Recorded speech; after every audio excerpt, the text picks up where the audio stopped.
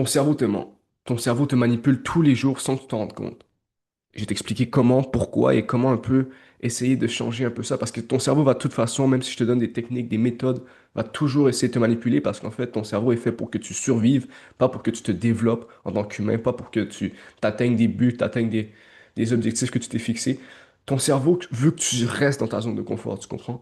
Donc, pour déjà en être conscient, pour arriver à prendre un certain contrôle sur ça et arriver à se faire un peu, à se faire violence dans une certaine manière pour sortir de cette zone de confort que ton cerveau veut à tout prix rester dedans. Donc, en gros, je vais vous expliquer un peu un outil précis et applicable que vous allez pouvoir utiliser dans votre vie de tous les jours.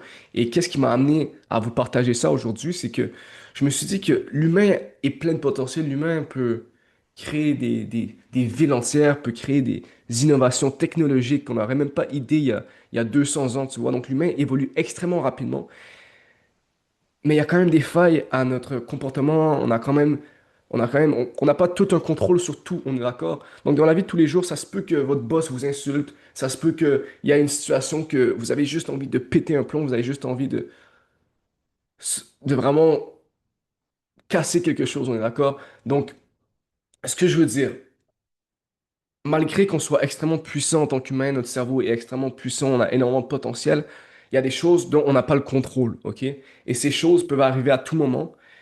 Mon but va de vous expliquer que malgré qu'on n'a pas le contrôle sur tout, notre but, c'est pas de prendre le contrôle sur tout parce qu'on va jamais l'avoir le contrôle sur tout. Ce qu'on a par contre le contrôle, c'est notre cerveau et comment on réagit aux environnements, aux événements dans notre environnement.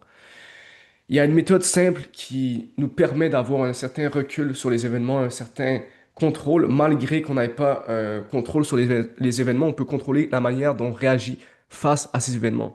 Donc, il y a un concept simple qui s'appelle la métacognition et qui explique un peu justement comment arrêter de se faire manipuler par son cerveau.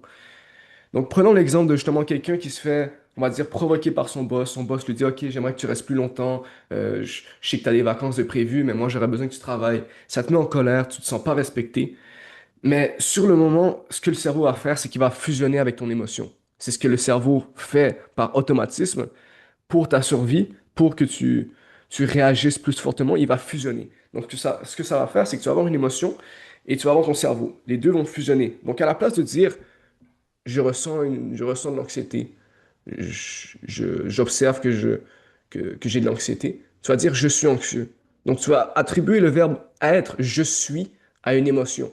Donc c'est plus tu observes, tu n'es plus observateur. Tu es dans l'émotion. Et c'est ce que la plupart des humains font dans la vie de tous les jours. Ils réagissent à une émotion. Ils vont faire des réactions, euh, avoir des réactions assez volatiles. Donc ça va être assez impulsif parce qu'il imprègne l'émotion qu'ils ressentent à la place de prendre un recul. Donc la première strate, ça va être vraiment d'avoir cette distanciation, ok? Donc à la place de dire je suis anxieux, simplement de dire j'observe que j'ai de l'anxiété fait toute la différence. Et ça, c'est pas moi qui le crée. Il y a Ethan Cross à l'Université de Michigan qui a étudié ça.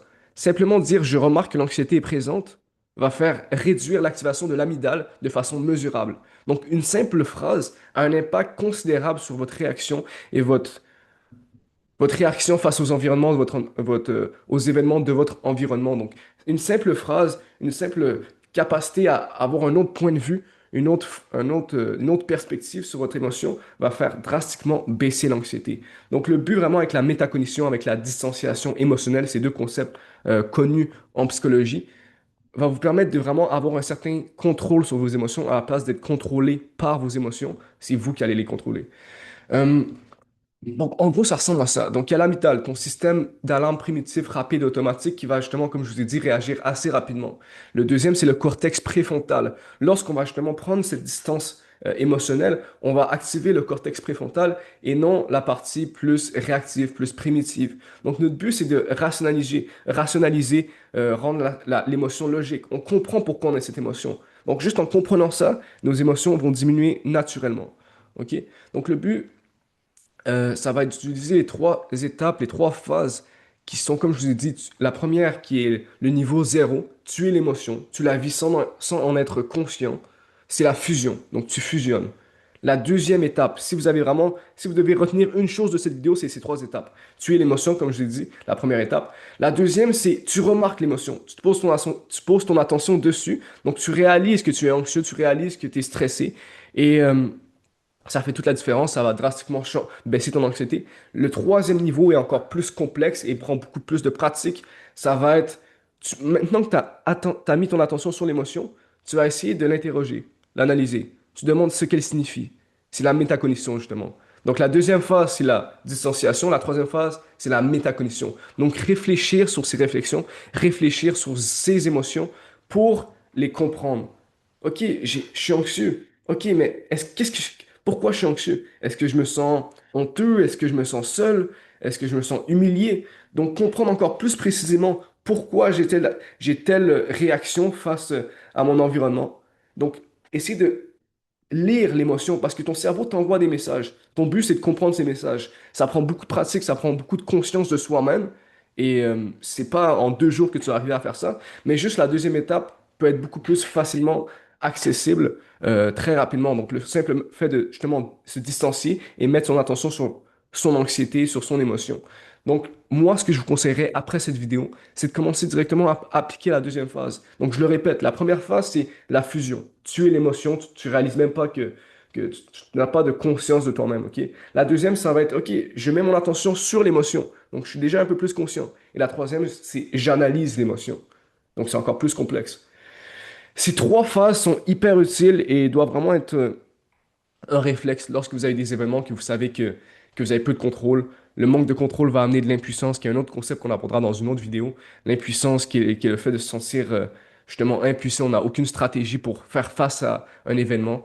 Euh, et je pense que c'est vraiment important d'aborder ça parce que la plupart des gens vivent des émotions, ne savent pas comment y réagir. Et c'est normal, des fois, on n'a pas toutes les stratégies pour faire face à un événement, mais au moins, si on a ces outils-là, on a ces trois étapes-là, on peut toujours compter sur quelque chose et prendre un certain recul, ce qui va peut-être pas 100% éliminer l'émotion, puis on veut pas 100% de toute façon éliminer une émotion, on veut la comprendre pour la diminuer et faire face aux obstacles qu'on fait face dans la vie. Donc, c'est sûr que vous allez avoir des événements douloureux, euh, qui sont chiants en fait. Mais si on a ces trois étapes-là, je pense que ça peut drastiquement aider à vivre une meilleure vie. Et c'est vraiment ce que je veux partager dans cette chaîne. Donc, n'hésitez pas à vous abonner, me dire ce que vous en pensez en commentaire si c'était assez clair. Ça se peut que j'ai j'ai peut-être sauté quelques parties, il y avait des choses qui n'étaient pas claires. Ça va me faire un plaisir de clarifier tous ces concepts en commentaire. Donc, n'hésitez pas et on se retrouve très rapidement. Ciao.